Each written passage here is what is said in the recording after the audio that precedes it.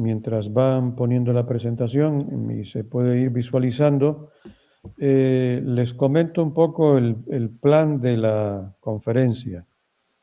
En primer lugar, hablaré algo de antropología, brevemente. ¿Por qué? Porque si vamos a hablar del humanismo de Cristo, es decir, ¿qué propuesta tiene Cristo para el ser humano? ¿Qué imagen trae Cristo del ser humano? ¿Qué proyecto plantea Él para la humanidad? Entonces, parece bueno situar primero en la cultura de hoy, en el mundo de hoy, qué visión tenemos del humano, del ser humano y de lo humano en general. Por eso comenzaremos hablando de antropología o, si se quiere, eh, hablaremos más bien de reflexiones antropológicas. Y luego, pues, nos introduciremos en el humanismo de Cristo, que es esta propuesta que tiene Fernando Rielo, que hizo en una serie de conferencias que él dictó de manera personal en varios lugares de España en los años 70. Entonces, si me ayudan, yo he titulado así la presentación Universidad, Humanismo, Cultura, pero propiamente hablando es Humanismo de Cristo. Entonces, para ir aprovechando el tiempo y avanzando, una serie de reflexiones sobre el ser humano en la cultura de hoy. No creo que sea una novedad comentar que en nuestra cultura hay una gran ignorancia sobre lo humano. No solamente en la cultura, sino en la reflexión incluso académica. Esto se debe a varios motivos. Y ahí tienen una serie de epígrafes que intentan explicar por qué hay como un punto ciego en la reflexión académica y cultural sobre el ser humano. Primero, por el abandono de la metafísica. Este abandono de la metafísica no es de hoy. Esto se ha ido produciendo desde el siglo XIX, XX. Ha habido un abandono de la visión metafísica. Segundo lugar, por la negación de la trascendencia. ¿Qué significa esto? Que el ser humano se le quiere entender desde sus cualidades inmanentes, sin abrir el ser humano a ningún tipo de trascendencia. ¿Qué significa la trascendencia? Bueno, todo aquello que a lo que el ser humano se abre desde su constitutividad, en definitiva, a una vida absoluta, a un modelo absoluto constituido por personas divinas. Eso es la trascendencia. Hay personas que podrían hablar de otro tipo de trascendencia, pero para mí y creo que para los creyentes en general, la trascendencia es la de personas divinas que, trascendiéndonos, es decir, que viviendo más allá de nosotros, porque son infinitas, son absolutas, sin embargo, nos definen y nos forman. Eso se niega hoy, o se reduce al campo puramente religioso, como una cuestión particular. Luego, la negación de la verdad. La verdad en el pensamiento actual pues no existe, simplemente se identifica verdad y dogmatismo. En cuarto lugar, lo he dicho, la pérdida del sentido de lo humano. Lo humano se difumina, no se sabe lo que es. Entonces lo humano se asimila a otras cosas.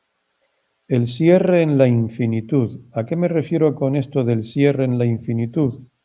Al ser humano se lo entiende dentro de su finitud, de sus límites.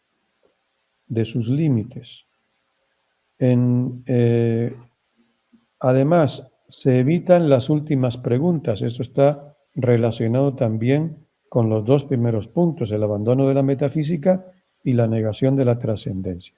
Siguiente, por favor.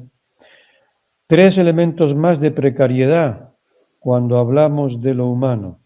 La primacía de la tecnología sobre la naturaleza. ¿Qué quiero decir con esto? Lo iremos explicando brevemente. Bueno, pues que el ser humano ya no se entiende desde su naturaleza. Cuando hablo de naturaleza no me refiero a la corporeidad, me refiero a una naturaleza de tipo ontológico. Es decir, el ser humano se le vacía de contenido ontológico y se pretende definir al ser humano desde las posibilidades de la tecnología. Otro aspecto de la precariedad antropológica es la interioridad confusa. ¿A qué me refiero con esto? Ya no solamente se trata de que se niega la trascendencia, ¿no?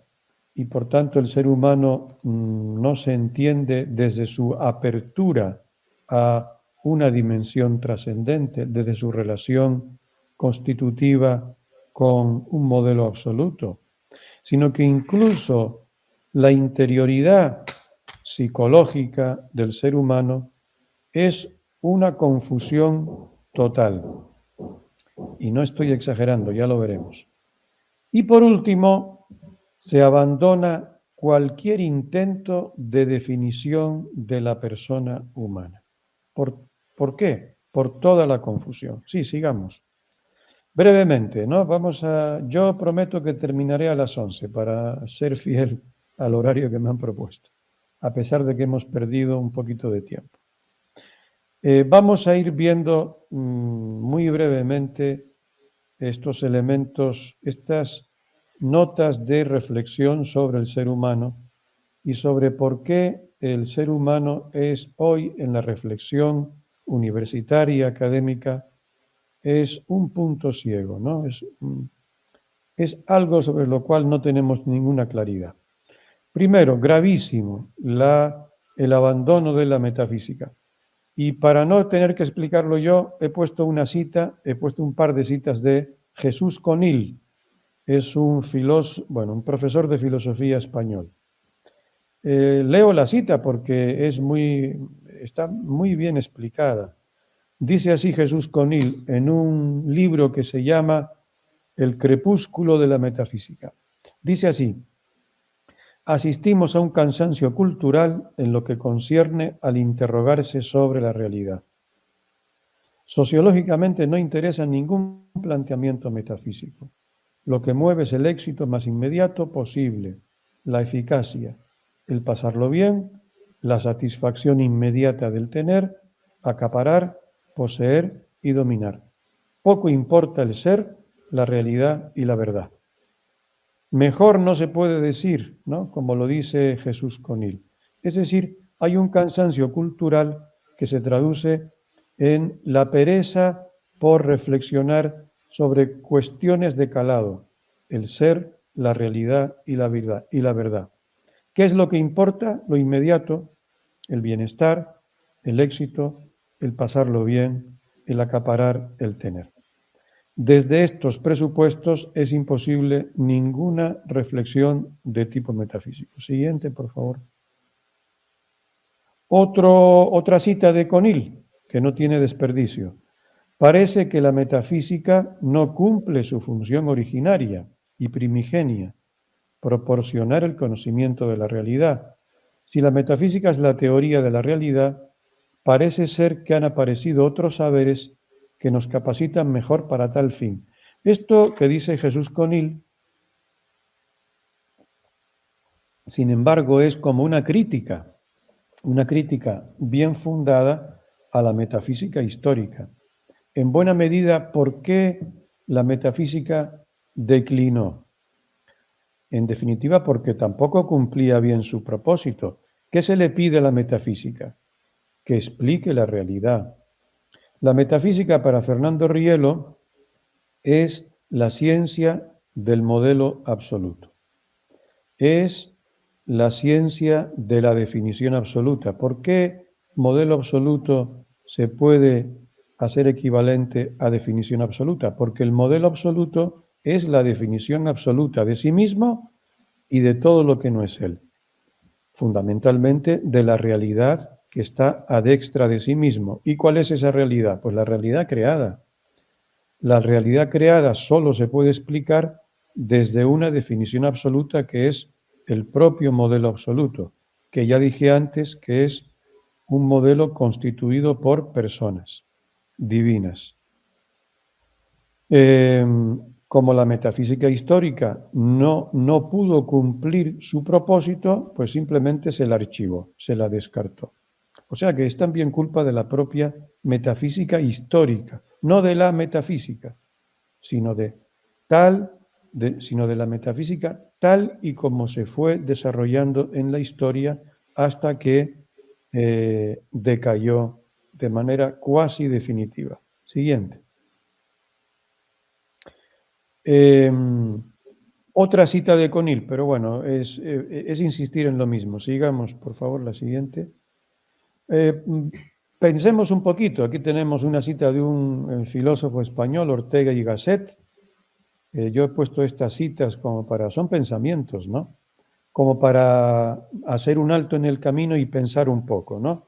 Dice Ortega, se vive en la proporción en que se ansía vivir más. Con esto tiene que ver la metafísica, ¿no? La metafísica tiene que ser una ciencia no puramente teórica o peor abstracta. Es una ciencia que nos enseña a vivir, ¿no? ¿Y vivir qué comporta?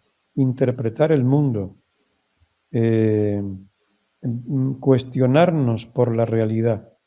Eso es vivir más y sobre todo saber quiénes somos nosotros los seres humanos en medio del mundo, qué papel nos toca cumplir. Vivir más es buscar el sentido de lo que somos. Siguiente. Otra cita para seguir pensando, no hay que cansarse de pensar. Dice Ortega, esta cita me gusta muchísimo, siempre la pongo, siempre que puedo, claro. El hombre, hoy diríamos el ser humano, la persona, el hombre, no solo económicamente, sino metafísicamente, tiene que ganarse la vida. Cuando hablamos de ganarnos la vida, pensamos siempre en lo económico, en una fuente de ingresos, en la sostenibilidad, ¿no? Pues dice Ortega que no solo eso, el ser humano no solo vive de pan, dirá el Evangelio, ¿no? Necesita también ganarse la vida metafísicamente, es decir, necesita encontrar sentidos. Eso es lo que creo que quiere decir Ortega. Siguiente.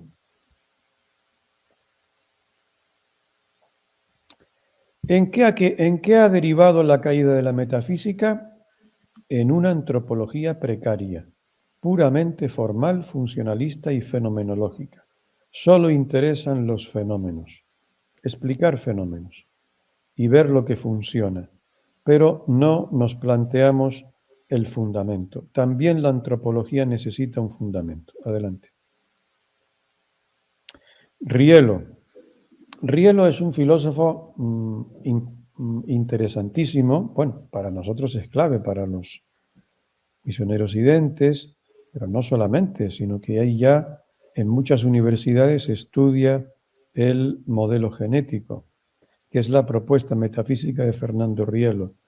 Rielo dice que él nunca se ha sentido filósofo, sino más bien metafísico. Bueno, yo creo que sobre todo es un metafísico, pero me parece que también es un gran filósofo. Sigamos. Dice Rielo que metafísica no hay más que una. Esto no significa dogmatismo, cuidado.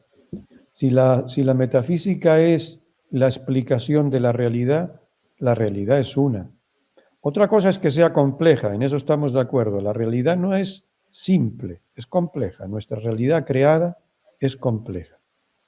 Pero eso no significa que pueda haber 1000 visiones de sentido de la realidad. La realidad es una. La realidad forma una totalidad. La totalidad existe. Por eso no puede haber sino una única metafísica válida, que no es la que construimos nosotros, cuidado. Nosotros podemos construir distintos reflexiones metafísicas, Pero ya dije antes que la metafísica es la definición absoluta. No puede haber dos definiciones absolutas, porque caeríamos en la paradoja del doble absoluto, que seguro que a ustedes se la han explicado más de una vez, y por tanto no la explico yo en este momento. Solo hay una metafísica. Puede haber muchas filosofías, y muchas filosofías con pretensiones metafísicas, pero solo hay una metafísica. Sigamos. Ya he dicho que la visión del ser humano es hoy puramente formal y reduccionista, y eso obedece a que se niega la trascendencia en el ser humano. ¿Y cuál es la trascendencia? La relación constitutiva con el absoluto. Esto es clave para poder entender al ser humano. Y eso es, en definitiva, de lo que trata el humanismo de Cristo, ¿no? Cristo nos ha traído en su propuesta humanista la comprensión de nuestra relación constitutiva, única, filial con el absoluto, que es su Padre. Él es el Hijo, Él nos revela al Padre y nos revela una tercera persona divina, el Espíritu Santo. Sigamos. La negación de la verdad. Iremos rápido en esto. Ustedes siempre que estén dentro de un debate, de una reflexión sobre la realidad, sobre cualquier aspecto, sobre todo en las ciencias humanas, ¿no? Las ciencias humanas tienen que tener en cuenta la categoría de verdad. Permanentemente se afirma que la verdad no existe. ¿Qué es lo que existe? Las opiniones, las perspectivas, los enfoques.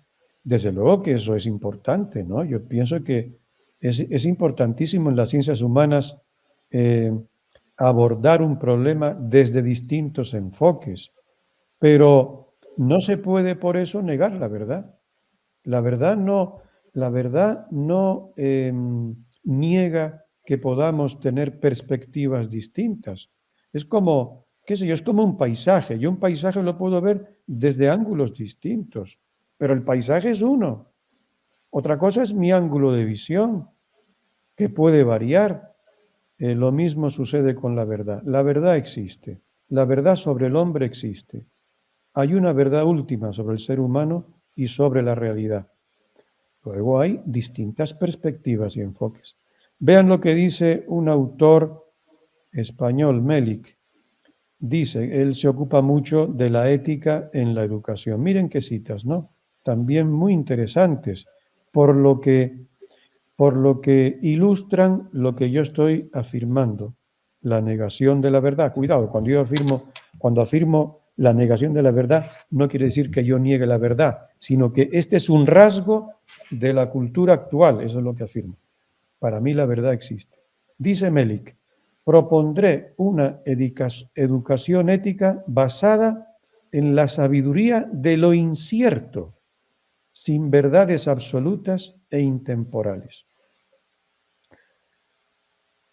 Fíjense, la sabiduría de lo incierto, de la incertidumbre.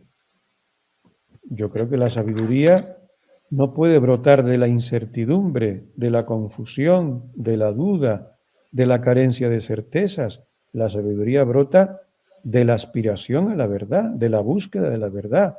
Una verdad que no es la que yo poseo ni construyo. La verdad no la construye el ser humano, ni la formula el ser humano. La verdad es anterior a nosotros. Nosotros, incluso desde las ciencias humanas, lo que tenemos que hacer es buscarla e intentar formularla. Nuestras formulaciones son limitadas, pero la verdad es absoluta. La segunda cita, la sabiduría de lo incierto huye de todo dogmatismo y certeza definitivas y se abre a la contingencia y a la ambigüedad. Esta es interesante, esta cita. ¿Por qué? Porque Melik pretende que la afirmación de la verdad es, en definitiva, dogmatismo. No. ¿El dogmatismo en qué consiste? En la afirmación de que lo que yo pienso sea la verdad, de que lo que yo a lo que yo llego desde mi comprensión, eso es la verdad. Eso es un dogmatismo. No, si yo hubiese empezado esta ponencia diciendo, miren, señores de la PUSESI,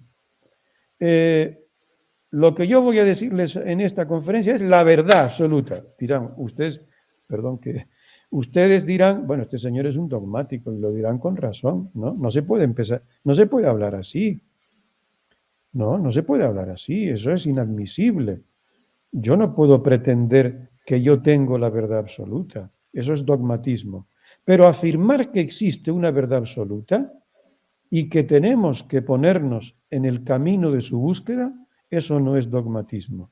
Ese es el enfoque adecuado de las ciencias humanas. Sigamos, por favor.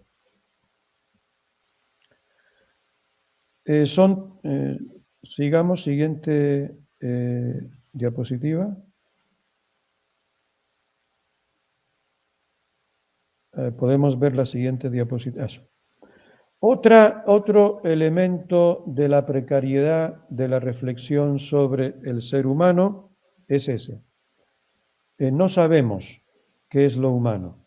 ¿Y por qué no sabemos? ¿Por qué los seres humanos hemos perdido el sentido de lo humano? Bueno, porque vivimos en la confusión, lo ha dicho antes Melik. Preferimos lo incierto, la incertidumbre, preferimos quedarnos en una complejidad fragmentada desde la cual es imposible alcanzar una comprensión del humano. Y todo esto se agrava, ¿por qué? Porque han aparecido las máquinas inteligentes, es decir, vemos en las máquinas una réplica de lo humano y entonces nos planteamos si es que en el fondo los seres humanos somos máquinas biológicas, pero máquinas al fin y al cabo. Y entonces decimos, bueno, ¿el cerebro qué es? Un computador.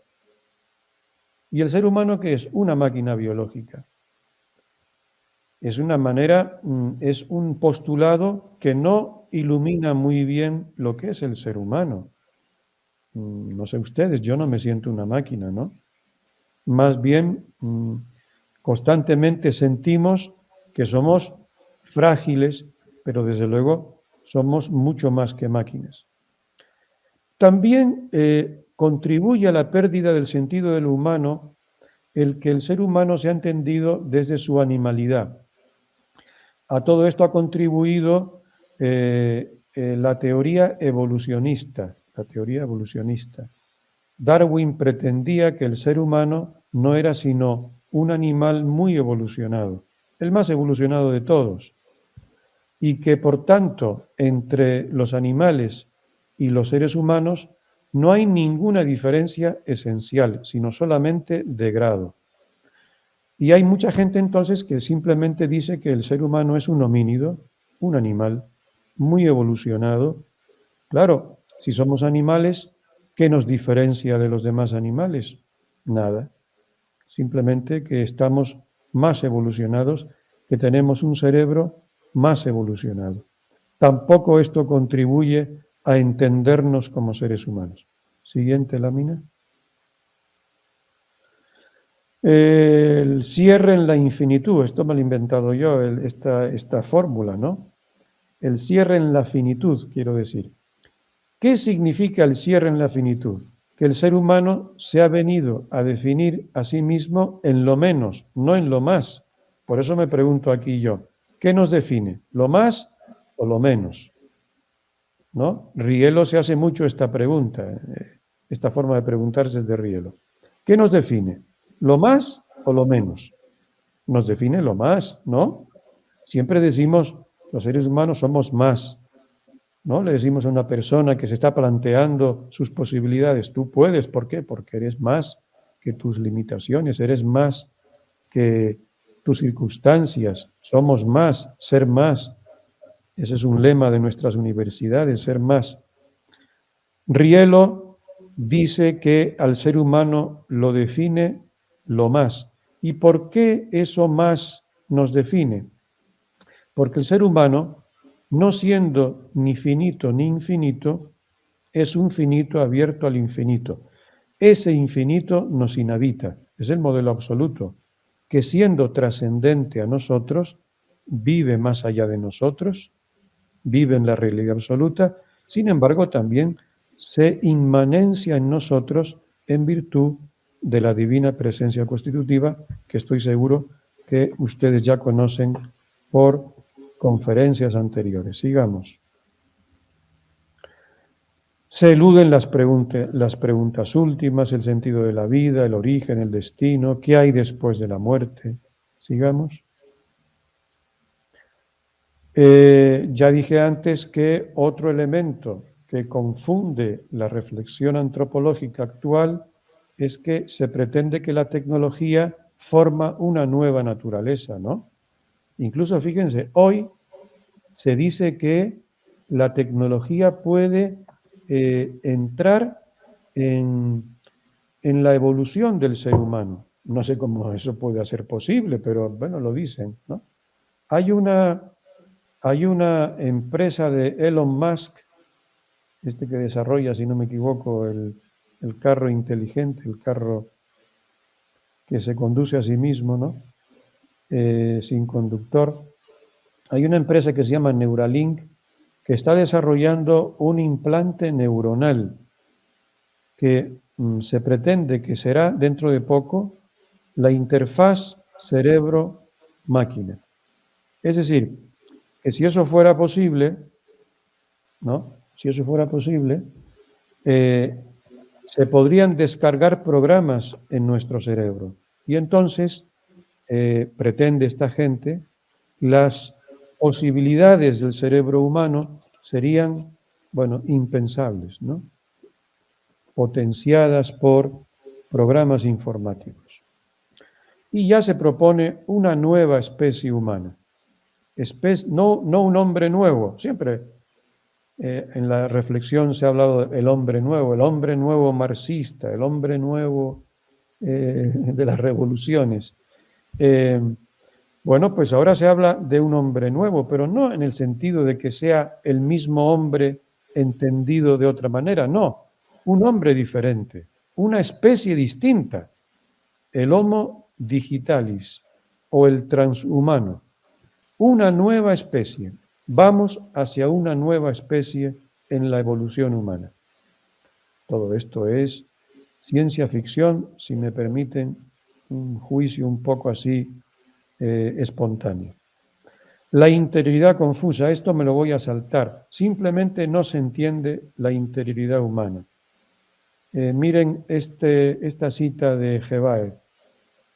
Se debe tener presente que el pensamiento, la voluntad y la libertad no existen.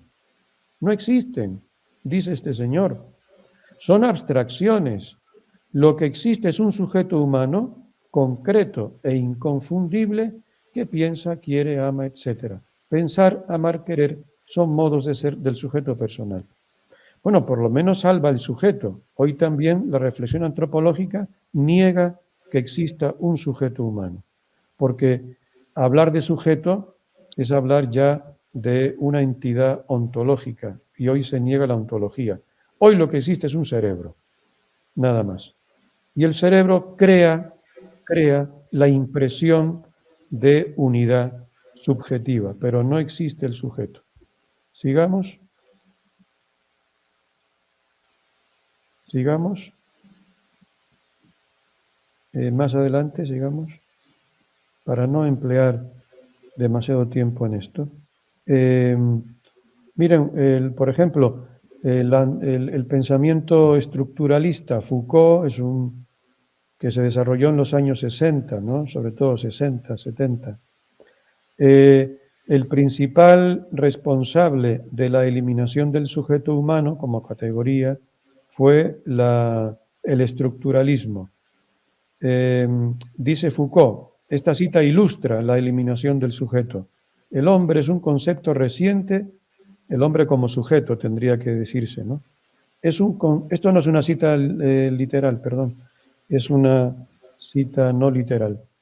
El hombre como sujeto es un concepto reciente que está destinado a desaparecer. Hay que estudiar a los hombres como si fueran hormigas. Es decir, no existe el sujeto, no existe el sujeto hormiga. Las hormigas son seres colectivos a los que hay que estudiar como seres, como objetos. Por tanto, tampoco existe el sujeto hombre. Los hombres son individuos a los que hay que estudiar como miembros de una colectividad. Igual que si uno estudia un hormiguero, igual que uno estudia un hormiguero, estudia una sociedad, dice Foucault, porque no hay sujeto, no existe el sujeto, no existe la individualidad propia de un sujeto. Sigamos. Esto sí que es interesante, esta cita, porque además la dice Juan Manuel Burgos, que no es ni mucho menos, es una persona a la que yo admiro mucho, la conozco, es un profesor y filósofo personalista español, que es un personalista, que él defiende la visión personalista del ser humano. Y fíjense lo que dice Juan Manuel Burgos. Esto es una cita literal. La búsqueda de una definición perfecta de la persona se ha abandonado. Él incluso la ha abandonado. Hoy se prefiere comenzar con aproximaciones que sirvan como mera introducción y entrada a un misterio imposible de describir en un par de frases. O sea que se abandona toda pretensión de definir al ser humano. Mejor ni definamos al ser humano. Es como la culminación de la confusión sobre el propio ser humano, dicho desde un filósofo, desde el punto de vista de un filósofo personalista, nada menos. Sigamos. No, esto lo saltamos. Sigamos la siguiente. Sigamos. Sigamos, por favor. Siguiente. Siguiente. Siguiente. Siguiente, por favor. Siguiente. La siguiente. Ah, está. Vamos en estos 10 minutos que nos quedan brevemente a hablar del humanismo de Cristo. Era importante situar la reflexión sobre el ser humano en la cultura de hoy para entender esto del humanismo de Cristo, porque claro, el humanismo de Cristo es la propuesta que tiene Cristo para la humanidad de hace 2000 años. Y entonces la primera pregunta que uno tiene que hacerse es, ¿y eso sigue siendo válido después de 2000 años? Yo creo que sí, porque vean en qué situación estamos, en que ya no podemos ni definir al ser humano. No sabemos si somos animales o máquinas. Y mejor, estamos pensando como en una refundación de la especie, una nueva especie, el Homo digitalis o el transhumano, ¿no? Todo esto comporta que el ser humano está en una crisis total de comprensión de sí mismo. A ver si la propuesta de Cristo, el humanismo de Cristo, nos ilumina. Sí, siguiente. Siguiente.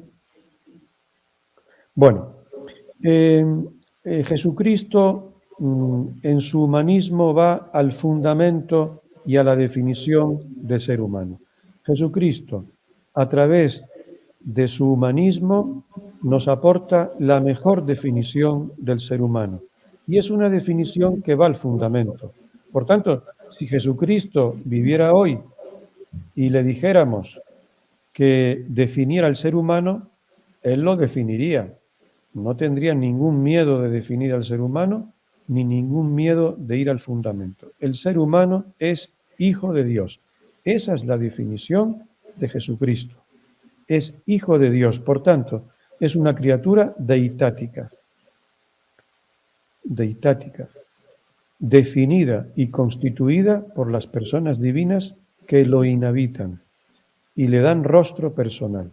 Ese es el fundamento de la persona humana, su configuración deitática. Y esa es la definición de ser humano. ¿Sigamos? Y eso está en el humanismo de Cristo. Sigamos, por favor. Sigamos. Fíjense, yo estaba un poco intentando en estas diapositivas que no he comentado, unir educación y humanidad, ¿no? ¿Qué tiene que ver la educación con el ser humano? Mucho. La educación en el fondo es entendernos como seres humanos. Fíjese lo que dice Lorenzo García Aretti, un profesor español que hoy está ya jubilado. Educar es, ¿qué es educar? Podríamos preguntarnos. Hoy, ¿qué se responde a esta pregunta, ¿qué es educar? Bueno, es que el estudiante aprenda las competencias profesionales que le permitan ejercer una profesión.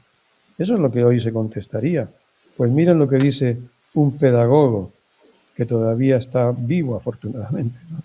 Es muy mayor, pero está vivo. Él dice, educar es enseñar a vivir. Vivir es elegir unos valores sobre otros. Es decir, vivir es comprometerse. Vivir es situarse ante el mundo y ante los demás. Vivir es adoptar un modelo de vida que me permite, desde mi libertad, elegir, optar. Eso es educar. Sigamos. ¿Qué es educar en el éxtasis? El humanismo de Cristo también nos trae elementos educativos. Cristo viene a potenciar nuestra capacidad extática. Éxtasis, ¿qué es el éxtasis? Es superar lo que nos limita para unirnos a lo que nos potencia. ¿Qué es lo que nos potencia? Nuestra trascendencia, nuestra apertura al infinito, al modelo, nuestra apertura al bien, a la verdad. Entonces, educar en el éxtasis es educar la creencia por la cual buscamos la verdad. Si yo como profesor empiezo diciendo que la verdad no existe, estoy deprimiendo la capacidad extática de los estudiantes. Pues si la verdad no existe, ¿qué hacemos aquí? ¿No? ¿Qué vamos a aprender? ¿No? Educar la expectativa por la cual nos hacemos con el bien. El bien. No vamos a aprender una serie de competencias para luego vivir una vida egoísta, ¿no? Nos hacemos con unas competencias para poder construir un mundo mejor y para tener una vida más humana. Educar el amor por el cual somos libres. Recuerden lo que decía Aretio, Lorenzo García Aretio. Educar es enseñar a vivir y vivir es elegir, es activar nuestra libertad para comprometernos, para optar, para elegir, para construir un mundo mejor y más humano. Sigamos. Fíjense, esto está sacado de un informe famosísimo que todos ustedes conocen. ¿Por qué lo pongo? Porque para mí es la última vez que la UNESCO acertó con esto de la educación.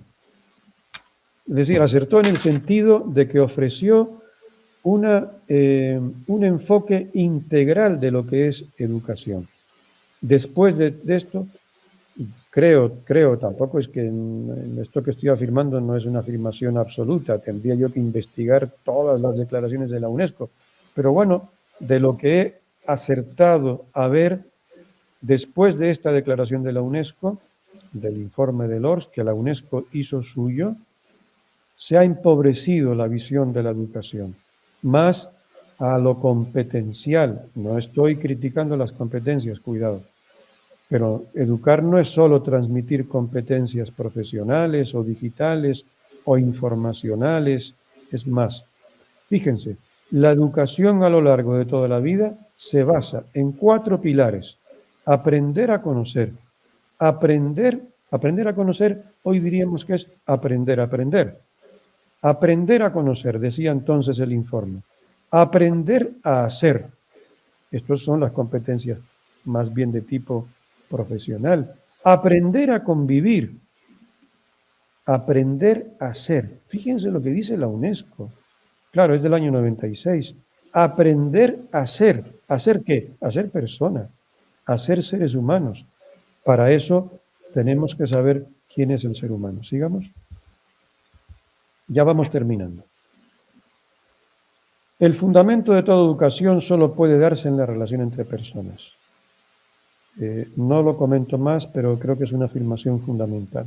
Sigamos. Ya lo dije, Cristo educa nuestro éxtasis. Nos saca de un estado de insensibilidad espiritual para ponernos en la ruta del encuentro con quien nos define, que son las personas divinas, el modelo absoluto. Sigamos. Esto ya lo he explicado más o menos. Sigamos. Siguiente. El humanismo de Cristo. Ya vamos concluyendo porque no tenemos mucho tiempo, ¿no?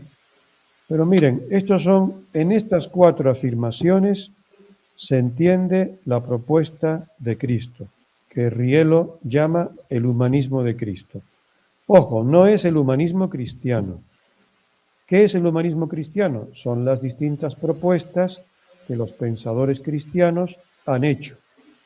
¿Cuántos pensadores cristianos han hecho una propuesta humanista? Muchísimos. Los grandes pensadores, por ejemplo, educadores, qué sé yo, Marcelino Champagnat, Juan Bautista de la Salle, ¿cuántos? Muchísimos, ¿no? Don Bosco. Podríamos decir que ellos son,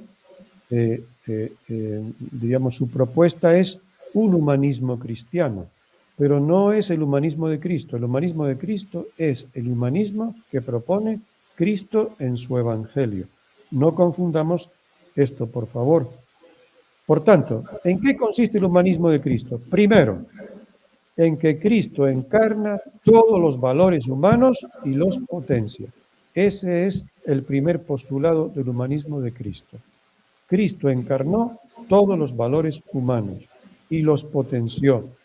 El valor de la amistad, de la alegría, el valor de la religión, el valor de la sociabilidad, el valor de la cultura, el valor de la familia, todos los valores humanos los hizo suyos y los elevó al máximo grado, los potenció. Otro aspecto del humanismo de Cristo, nos libera de la opresión de las ideologías. La ideología actual es esta del transhumanismo. Esta es una ideología.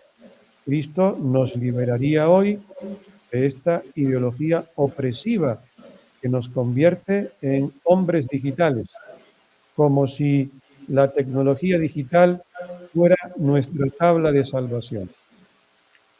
Tercero, Cristo da sentido al dolor humano. Una de las cosas que más oprimen al ser humano es el dolor vivido sin ningún sentido. Bueno, Él da sentido al dolor.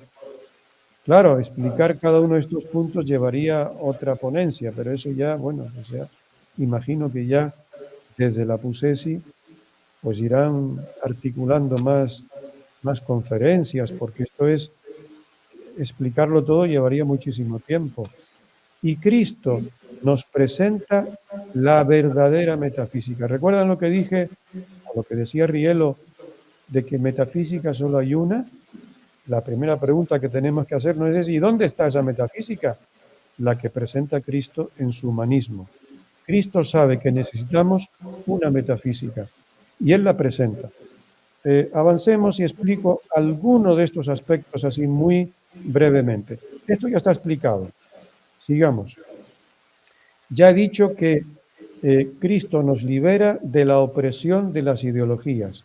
Las ideologías, dice Rielo, reducen, excluyen y fanatizan. El humanismo de Cristo supera el reductivismo, la exclusión y el fanatismo de las ideologías. Siguiente. Esto es muy largo de explicar, mejor lo obviamos. Siguiente. Nos quedamos en esto. Cristo aporta una metafísica. Esto Rielo le da mucha importancia. Rielo dice, miren lo que dice Rielo, que Cristo es el metafísico desconocido. Su aportación metafísica ha pasado desapercibida incluso para la propia Iglesia. Esto es grave, ¿eh? Esto es una afirmación tremenda. Yo creo que es verdad. Hombre, tan verdad como que ya no hay metafísica, ni siquiera en el pensamiento cristiano hay una verdadera metafísica. Y la metafísica que hubo, que se podía reconocer como cristiana, era una metafísica de raíz pagana, era aristotélica o platónica. Entonces lo que dice Rielo, lo que parece muy fuerte, parece una bomba, es real. Ni siquiera la propia Iglesia ha tratado a Jesucristo como metafísico. Lo hemos tratado como Redentor, como Salvador, como Señor, como... Y todo eso es magnífico, pero no como pensador ni como metafísico. Sigamos.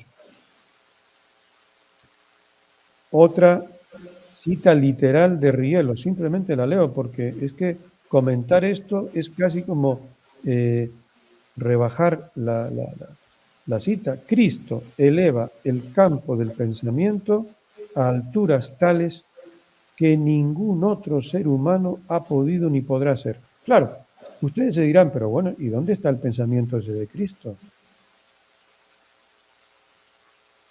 Porque Cristo en los evangelios es un hombre de acción, ¿no?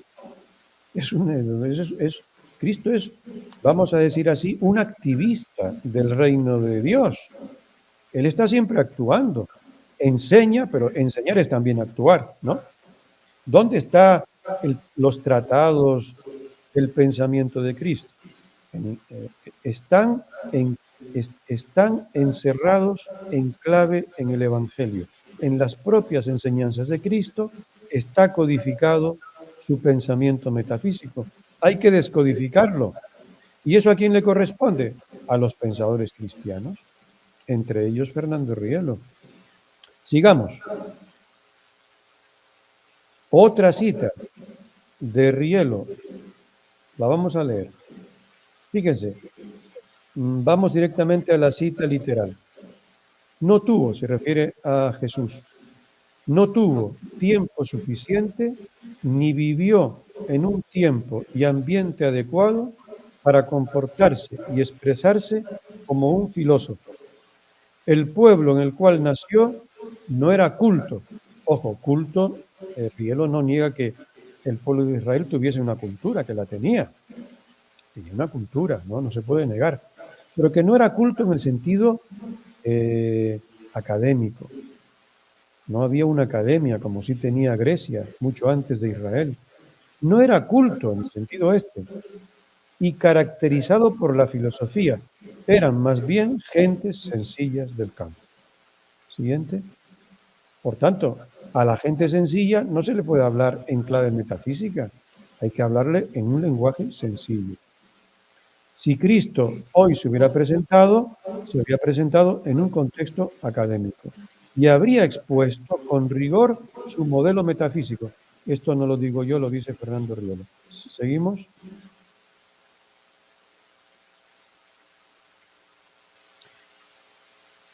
Sigamos, porque esto es importante, pero ya no vamos a siguiente.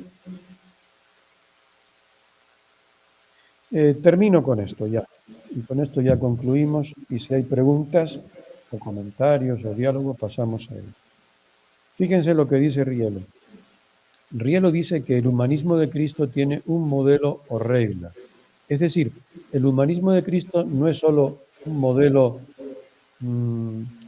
metafísico, de pensamiento, algo teórico, es también un modelo para la vida.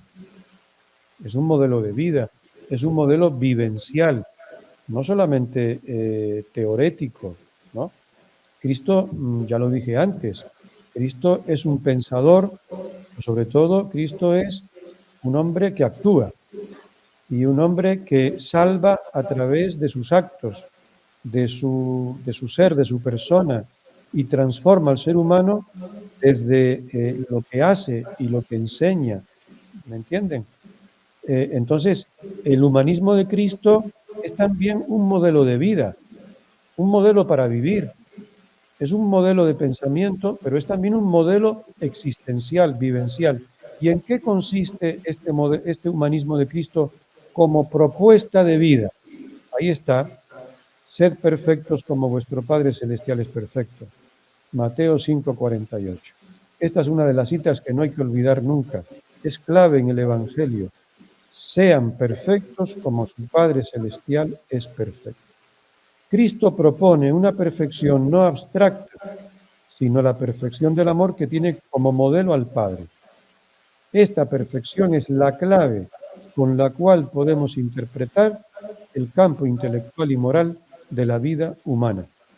Y muchos pedagogos, ustedes dirán, bueno, ¿qué tiene que ver la perfección del amor, por ejemplo, con la educación?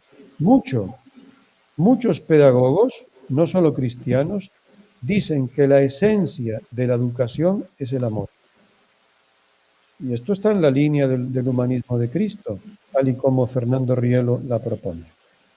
Bueno, pido disculpas por lo rápido que hemos ido, porque nos hemos saltado muchas láminas que a lo mejor pues tenía interés explicarse, pero bueno, y perdón sobre todo por los problemas técnicos, es que yo nunca he utilizado esta plataforma de videoconferencia y mi computador tenía bloqueado la cámara y me han tenido que prestar un computador, gracias a lo cual al final hemos podido tener pues este rato de videoconferencia.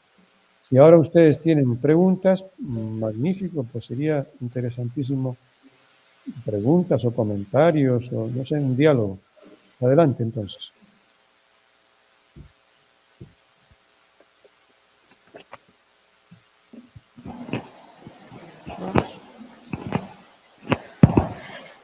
Agradecemos la intervención del doctor Santiago Acosta, rector de la Universidad Técnica Particular de Loja, y en este momento abrimos paso a preguntas por parte del auditorio.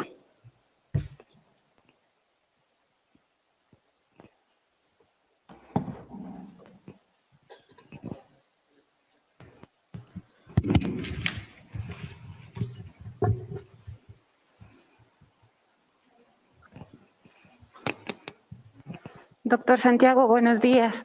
Es para mí un motivo de gran alegría verle nuevamente y gracias por los conocimientos compartidos. Muchas En una gracias. de sus láminas, usted mencionaba una hipótesis de Fernando Rielo que decía que si Cristo viviría en la actualidad, sería reconocido como metafísico, crearía una escuela. Entonces, también quiero hacer una hipótesis. ¿Qué pasaría si Fernando Rielo hubiese crecido y formado en un ambiente ateo, si él no fuera cristiano? A nuestros jóvenes que se mueven en un ambiente que es muy ateo y que tratan de dogmatismo casi a todo lo que nosotros queremos compartirlos como un sentido de trascendencia. Quisiera, desde su punto de vista, ver de qué forma piensa usted que Fernando Rielo motivaría a estos jóvenes para que tengan un sentido de vida trascendente desde una perspectiva que no sea la del humanismo de Cristo. Muy bien. Bueno, sí, la pregunta es muy interesante, ¿no? ¿Por qué no? Perfectamente, como hipótesis, Cristo podría haberse encarnado en una cultura atea, como hipótesis, ¿no? Porque históricamente lo hizo de la forma como todos sabemos y todo eso tiene una razón de ser, ¿no? Dios no se presenta, no presenta su propuesta de salvación como caída del cielo, sino que hay toda una historia de la salvación muy bien pensada. Dios es un gran planificador, ¿no? Pero bueno, como hipótesis es válida. Si Cristo se presentara en una sociedad atea, desde luego él no sería ateo, eso por supuesto, ¿no? Porque la relación de Jesús con el Padre es una relación constitutiva. Entonces, y su experiencia del Padre es vivencial. Entonces, yo creo que Cristo, ¿qué hubiese hecho?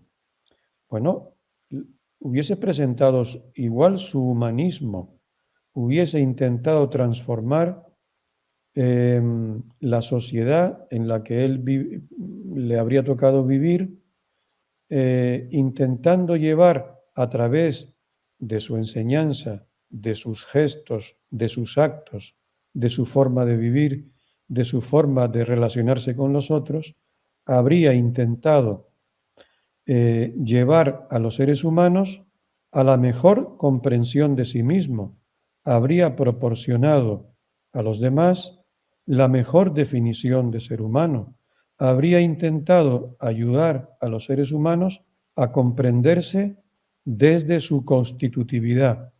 ¿Y cuál es esa constitutividad? Nuestra condición deitática, nuestra constitución deitática, que somos hijos de Dios. Los ateos son también hijos de Dios. Alguien decía que los ateos se pasan la vida hablando de Dios. Sí, claro, aunque sea para negarlo. Bueno, pues ya es una manera de tener presente a Dios, es negarlo todos los días, a veces hasta con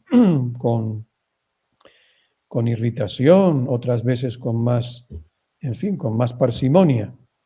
Pero todos los seres humanos son hijos de Dios, en lo más profundo de su ser.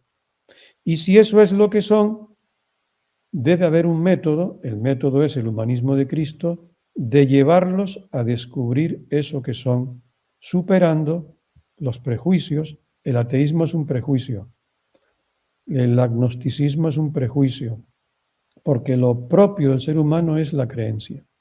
Eso, todas las sociedades, desde la tribu más perdida en los orígenes de la historia, que por tanto no tenían ninguna revelación divina, ¿no? Como la tuvo Israel en el Antiguo Testamento, hasta la tribu más perdida en los estadios más primarios de la evolución humana, tenía fe en alguien trascendente. O sea, lo propio del ser humano es la creencia. Lo impropio es la increencia. Y la increencia se da siempre por prejuicios sociales, culturales, educativos, ¿no? Pero Cristo habría actuado igual a través de su humanismo. Habría llevado al ser humano a comprender quién es y le habría otorgado al ser humano la mejor definición de sí mismo y habría presentado su modelo metafísico.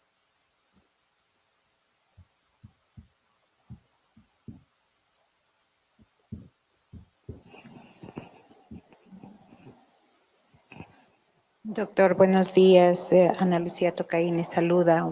Siempre es un deleite escucharlo y su manera didáctica de expresar estos contenidos que a veces son muy, muy densos para entenderlo. Sin embargo, en su charla nos daba a conocer que para la Iglesia es complicado a lo mejor dar este sentido de metafísico a Cristo, porque le es complicado, difícil señalar a Cristo como metafísico. Solamente nos han enseñado de definirlo como nuestro Padre Celestial, y en esa categoría de alguna manera nos enseñan o nos instruyen que Cristo es nuestro Padre. Gracias, Anita. Bueno, Cristo es el que nos revela al Padre, ¿no? Cristo es nuestro hermano divino que nos revela al Padre, nuestro Redentor. Sí, Anita, bueno, primero gracias a Anita y es un gusto también escucharla y ver, bueno, no la he visto bien porque la vista es general, pero es un gusto dialogar. Claro, Fernando Rielo lo que dice es que la metafísica de Cristo, el pensamiento de Cristo, está en el Evangelio, codificado. Codificado, ¿qué significa? Que está presente en las afirmaciones de Cristo, pero que hay que desarrollarlo. Cristo no podría hablar metafísicamente porque nadie lo hubiese entendido en un pueblo que no tenía filosofía ni reflexión metafísica. El pueblo de Israel era un pueblo teocrático y por tanto su forma de pensar era religiosa, la que está en el Antiguo Testamento, y Cristo se adaptó a eso. Aún así, codificó en su Evangelio su pensamiento, su visión de la realidad, de la vida humana, de la existencia, que dice Rielo, que los corresponde a los pensadores cristianos descodificar el pensamiento de Cristo que está en el Evangelio, y Rielo es lo que él hace. Rielo ha desarrollado un pensamiento metafísico que se da en dos niveles. En un nivel racional, válido por tanto para todos los seres humanos, independientemente de su fe religiosa o de si no tienen fe religiosa, pueden ser ateos o agnósticos, todos pueden entender el modelo metafísico de Fernando Rielo, que se llama modelo genético o concepción genética del principio de relación, esa es la manera más propia de denominarlo. En el nivel racional lo puede entender cualquier persona, aunque no sea cristiana, ni creyente en ninguna religión. Y es el nivel que él llama noético o racional. Y a nivel revelado, que él llama hipernoético, es propio para las personas que creen en el Evangelio, para los cristianos. Entonces, es un modelo universal, ¿no? Desde el cual se puede dialogar con todos los pensadores. ¿Qué tenemos que hacer? Bueno, pues, hombre, lo primero sería conocer el pensamiento de Fernando Rielo. Me parece que hay que estudiarlo, hay que conocerlo. Y luego, después de conocerlo, cada cual decidirá si se acoge a él o no. Para mí, el pensamiento de Fernando Rielo, yo soy de literatura, de lengua. A mí me ayuda a entender la literatura, la lengua, la ficción, el hecho literario. Me ayuda a entender las lenguas como sistemas de comunicación, el fenómeno lingüístico, que es un fenómeno humano, ¿no? A un psicólogo le ayudará a entender mejor la psicología humana.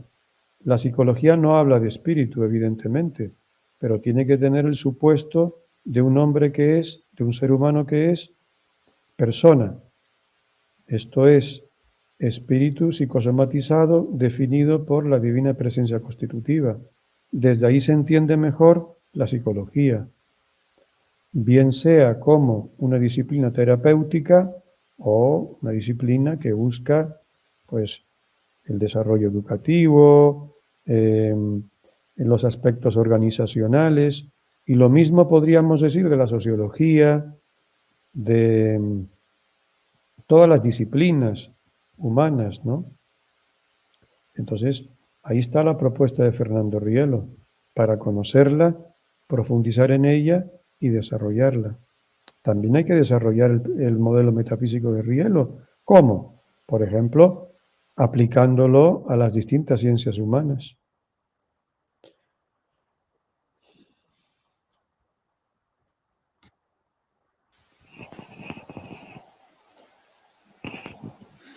Doctor Don Santiago, pues me da gusto verte a la distancia. Soy Jairo Ortiz. Agradecerte por la ponencia que hoy nos has presentado. También, pues este particular me parece importantísimo porque nos evoca a la necesidad de trabajar desde nuestra realidad, desde nuestra naturaleza. Provenimos de Dios y a Él tendríamos que venir. El pensamiento de Fernando Rielo, el fundador de nuestro instituto, me parece un pensamiento bastante interesante y pues no sé si es que desde aquí de la universidad, de la PUCESI, podríamos empezar a trabajar este particular para intentar llevarlo, claro, a la práctica de cada uno, desde las diferentes ciencias. Y no sé si es que esto lo podríamos también abordar desde la UTPL, hacer un trabajo conjunto. Pues no sé si es que se trata de una propuesta demasiado osada, pero me parece un elemento muy interesante que quizá podríamos soñar juntos. Muchas gracias, querido Santiago. Gracias, Jairo. Un gusto saludarte. Aquí sí te he visto bien, porque estás en las primeras filas. Bueno, lo que tú dices es importantísimo. En la PUCESI, como en la UTPL, como en la PUCE Santo Domingo, hay una cátedra que se llama Cátedra Fernando Rielo. Esa es competencia de la cátedra. Aquí, en la UTPL, la cátedra Fernando Rielo va a empezar una serie de trabajos entre los cuales está el conocimiento del pensamiento de Fernando Rielo. Lo que tú propones, un trabajo conjunto, no es ninguna osadía. Es lo mínimo que pueden hacer las cátedras Fernando Rielo, abordar un trabajo conjunto, ¿no?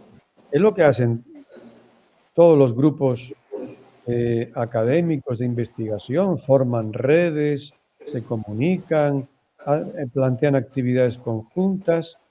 Así que animo a las cátedras, desde luego a la que tenemos aquí en Loja, pero también a todas, a que articulemos actividades conjuntas, nos ayudemos, hagamos investigaciones, videoconferencias, discusiones, diálogos. Una actividad de la Cátedra Fernando Rielo en la UTPL es un círculo de profesores. Ya lo tuvimos una época. En un momento dado tuvo mucha fuerza, luego decayó un poco. Bueno, estas cosas son así, hay que dosificarlas. A lo mejor, más que plantear un círculo como una actividad permanente, pues se puede plantear un calendario, entonces se hace más fácil para los profesores asistir, ¿no? Un calendario de actividades bien dosificadas, diverso. Me parece que eso es clave. O sea que el pensamiento cielo lo tenemos que conocer en nuestras universidades, no como una imposición, cuidado, no, esto no es a nadie se le puede imponer nada, sino como una posibilidad, como una invitación. Las actividades de las cátedras Fernando Rielo no pueden ser obligatorias de ninguna forma, pero sí abiertas a todos y tienen que ser estimulantes para que la gente vea en ellas una oportunidad de diálogo. Miren, yo les digo una cosa, a mí me parece que la universidad tiene que tener, no nuestras universidades, todas, por eso digo la universidad, debe tener espacios de diálogo y de reflexión. La Cátedra Fernando Rielo, desde mi punto de vista, es un espacio privilegiado para eso, para hablar, dialogar. Desde el modelo genético se debe, porque es un modelo abierto, dialogal, se debe hablar con todas las propuestas, con todas las disciplinas, y se puede entablar un intercambio enriquecedor. No es un modelo cerrado, ni mucho menos, porque si fuera un modelo cerrado sería una ideología. No creo que Fernando Rielo aspirase a que su modelo fuera algo ideológico, ni mucho menos. Es un modelo abierto, ya lo dije antes, y dialogal. Bueno, doctor, muy buenos días. A mí me causó bastante impacto en el momento en que se estaba definiendo a la persona y se dice que el ser humano es un ser finito, abierto al infinito. Creo que esta posibilidad de estar abiertos a lo infinito es lo que justamente se conecta con el hecho de que no somos santos, pero podemos buscar la santidad, que no tenemos la verdad, pero podemos buscarla, que tenemos la posibilidad de ser personas mejores porque somos perfectibles, y obviamente esto está conectado con la inmanencia y también con la pedagogía del éxtasis, en donde el ser humano tiene la posibilidad de sacar lo mejor, primero en uno y después conectado con los demás. Creo que esta es justamente la orientación que nosotros debemos tener en la universidad para que justamente nuestros estudiantes puedan entender y sobre todo vivenciar y llegar a la acción de este sentido, ¿no? De ser más, que al fin y al cabo es nuestra bandera, y es lo que nosotros tenemos que reconocer, no solo como docentes de esta universidad, sino también como seres humanos y como personas cristianas, y como personas que queremos ser más. Entonces, todo esto justamente tenemos que conectarlo y llegar un poco más a la acción, porque podemos tener muchísimas conferencias, pero también tenemos que llegar, digamos, a muchas acciones que muevan más a nuestros estudiantes y sobre todo que les permitan ver este sentido de ser más, que se puede y que se logra. Muchos de aquellos estudiantes que lo han vivido aquí en la universidad lo entienden y lo agradecen también por esta formación humanística. Entonces creo, doctor, que conectar todo esto es lo que de pronto nos puede permitir ser más, ser mejores también como universidad y ofrecerle una mejor formación a nuestros estudiantes. Esto es, doctor, lo que le puedo comentar. Muchas gracias por ese comentario, ¿no? Yo comparto todo lo que usted dice plenamente, ¿no? Este es el plus que da una universidad que tiene una propuesta humanista, ¿no? Y que es confesional, que es una universidad católica y que por tanto puede proporcionar una visión de la realidad, una visión del ser humano y una visión de la educación. Ese es el plus de nuestras universidades, que en nuestras universidades debemos intentar que el ser humano reflexione, debemos intentar que el ser humano aprenda a vivir y aprenda a ser quien es. Fíjese, la definición de que el ser humano es un finito abierto al infinito, que es de Rielo, él tiene varias definiciones del ser humano. La fundamental es la que él extrae del Evangelio. El ser humano es hijo de Dios. Pero bueno, eso se puede decir de distintas formas. Es persona deitática, es alguien con conciencia de alguien, es un finito abierto al infinito. Son distintas formas de definir al ser humano congruentes entre sí. La apertura del ser humano al infinito explica, entre otras cosas, que el ser humano pueda aprender y pueda conocer. Si no existiera la apertura al infinito, el ser humano no podría aprender, ni crear, ni hacer ciencia, ni educarse. Sería, ahí sí, un animal, un homínido, que aprende instintivamente. Aprende hábitos, pautas de supervivencia. Eso es lo que hacen los animales. Los animales aprenden pautas de supervivencia. Es un aprendizaje instintivo. Si el ser humano no fuese un finito abierto al infinito, intrínsecamente presente en su espíritu, creado, entonces no podría aprender, no podría educarse.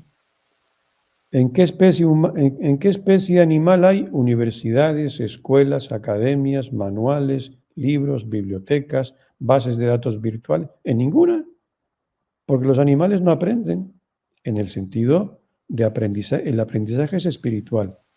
Los animales aprenden de la forma que ya dije. Es nuestra apertura al infinito, es en nuestra apertura a la trascendencia donde está la verdadera riqueza del ser humano. Si eso se niega, mal empezamos. Si en la universidad empezamos a o bien negar o bien desconocer esa apertura a la trascendencia, mal empezamos, ¿no? Y, pues, claro, entonces, ¿a qué llegamos? Pues a lo que tenemos hoy, a definir el ser humano como un ser biopsicosocial. Por tanto, se niega su apertura a la trascendencia. Biopsicosocial. ¿Dónde está la trascendencia? ¿Dónde está el espíritu? ¿Dónde está la apertura a la infinitud? En ninguna parte. Y entonces terminamos pretendiendo que lo que hay que hacer es simplemente que los estudiantes aprendan competencias profesionales, competencias blandas, mal llamadas blandas, competencias informacionales, digitales. Claro que las tiene que aprender, oiga, pues eso es fundamental, eso es clave, pero tenemos que ir más allá, tiene que haber un plus, y eso es, todo lo que usted ha dicho es el plus que nuestras universidades tienen que brindar. ¿Lo estamos haciendo? Esa es la pregunta que nos tenemos que hacer siempre, claro.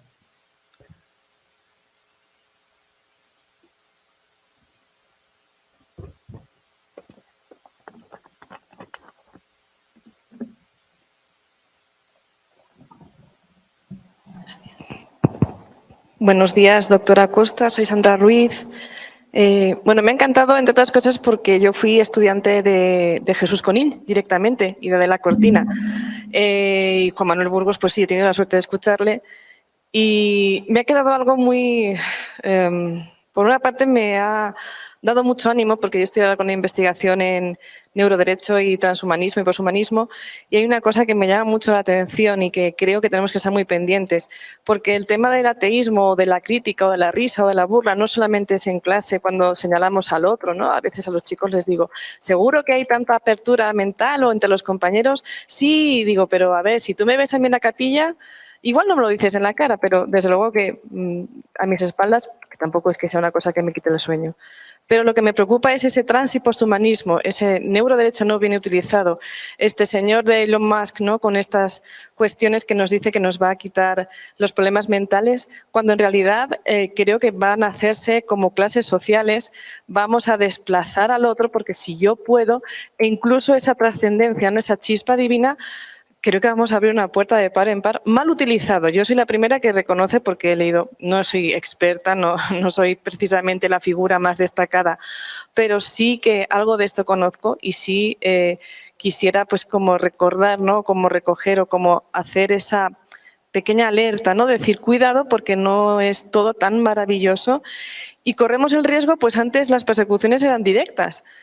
El señalar en la calle o el quitar la vida al creyente, da igual, cristiano, que sea judío, que sea, da igual. Pero con esto creo que tenemos una excusa que además nos puede jugar la mala pasada de bajo esa capa de maravilloso, en realidad pues ser como un peligro. Creo que estamos en una época en la que esas persecuciones que antes se daban tan directamente, creo que esto, y yo soy la primera que reconoce por lo que ha visto, que nos puede ayudar muchísimo en muchísimas cosas. La inteligencia artificial, el transhumanismo, cuando es realmente algo necesario que da vida. No vamos a decir que no. Pero en ese punto sí que creo que estamos en un momento histórico que se abren puertas y bueno, ya estamos en un presente que habría que pararse dos veces, como decimos nosotros, pararse en el sentido de detenerse y decir un momento realmente hacia dónde vamos. Gracias. Sí, gracias. Me parece bien, todo lo que usted ha dicho es clarísimo, ¿no? Las tecnologías, la más puntera hoy es, que no es precisamente una tecnología, pero es resultado de varias tecnologías, el metaverso, ¿no? Eso es inevitable, nadie puede oponerse a que eso se haga realidad. Pero lo que sí debemos hacer es plantearnos todos los interrogantes éticos que las tecnologías plantean cuando se usan mal. Un debate hoy de la inteligencia artificial es precisamente eso, el uso no ético de la inteligencia artificial para segregar, para discriminar estudiantes, como tecnología fantástica para predecir el fracaso académico, para personalizar la educación, para ofrecer senderos diferenciados de aprendizaje, pero alguien la puede usar, pues eso, para segregar, para discriminar, para excluir, y entonces eso significa que tenemos que estar atentos, que no podemos aceptar las tecnologías acríticamente, ¿no? Como son tan poderosas las tecnologías, como tienen un poder enorme de potenciación del aprendizaje, del desarrollo económico, nos pueden parecer por sí mismas válidas, ¿no? Y no hay nada neutro en las tecnologías, no son neutras. Se pueden usar para discriminar y para fines que no son éticos, ¿no? Y ese debate tenemos que estarlo haciendo siempre. Y luego también, bueno, el uso de las tecnologías en la vida diaria, ¿no? El metaverso, por ejemplo, aparte de la huella de carbono que eso tendrá cuando se desarrolle, que dicen que será magnífica, ¿no? Con el consiguiente problema para el medio ambiente, por todo el consumo que el metaverso comportará de energía eléctrica para empezar. Si el metaverso va a ser un continuum, porque eso significa metaverso, ¿no? Es un universo más allá, ¿no? Es otro universo superpuesto al universo físico. Si eso se va a hacer realidad, eso plantea grandes interrogantes éticos. ¿Estamos preparados para usar bien esa virtualidad que va a ser un continuum, mundos virtuales que forman una capa continua sobre la realidad física, sobre el universo físico? Bueno, pues todo eso tiene que plantearnos. Y desde luego, este concepto de mejoramiento del ser humano sustituye al concepto de perfección. Hay un eco ahí. Bueno, pues sí, estoy de acuerdo con todo lo que usted dice.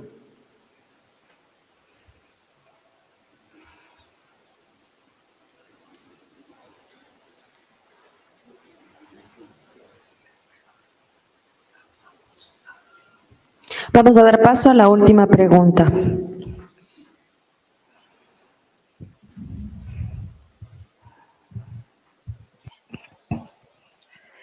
Buenos días, doctora Costa. Kim Vivero le saluda. Qué gusto poderle ver a través de la pantalla. En esta ocasión, la mañana que llegaba a la universidad había muchísimas expectativas porque decían, Kim, el doctor Acosta viene y lo vamos a ver en el auditorio Fernando Rielo. Llegamos acá y nos encontramos con esta sorpresa, pero usted dijo al inicio que ojalá la próxima conferencia sea presencial, así es que le estaremos esperando aquí, doctor. Gracias. Solamente una pequeña aclaración, Rosita ya lo había manifestado acerca del cierre de la finitud. El ser humano no es ni finito ni infinito, sino un finito abierto al infinito. Parece que existiría una contradicción ahí. ¿Cómo explicar esto? Sí. Parece que hay una contradicción. ¿Un finito abierto realmente es finito? No. Por eso Fernando Riel dice, no es finito. El ser humano no es finito. Tampoco es infinito. Es un finito abierto al infinito. Se puede hablar de un finito cerrado si yo digo, el ser humano es finito. Si lo digo así, estoy hablando de un finito cerrado, porque el ser humano, explicado desde esta afirmación, queda cerrado en la finitud. Eso es todo lo que puedo decir del ser humano. Es finito. Por tanto, un finito cerrado, que se absolutiza, ¿no? Se vuelve absurdo. Tampoco es infinito, sino que es un finito abierto. Finito. Luego hay un finito cerrado y un finito abierto. Ese es un aporte de Fernando Rielo. ¿Existe la finitud abierta a la infinitud? Sí, existe. Eso somos nosotros. Por tanto, no hay una aparente contradicción que no es contradicción, porque no estamos acostumbrados a pensar en una finitud abierta. Estamos acostumbrados, por culpa del pseudo principio de identidad, del cual no hemos hablado, estamos acostumbrados a pensar en los finitos cerrados, pero no es el único finito que existe. El verdadero finito que existe es el finito abierto. No existe ninguna realidad cerrada en sí misma, porque se vuelve absurda. Toda realidad está abierta. ¿Por quién abierta? ¿Abierta por quién? Quiero decir, por el infinito, que es el modelo absoluto.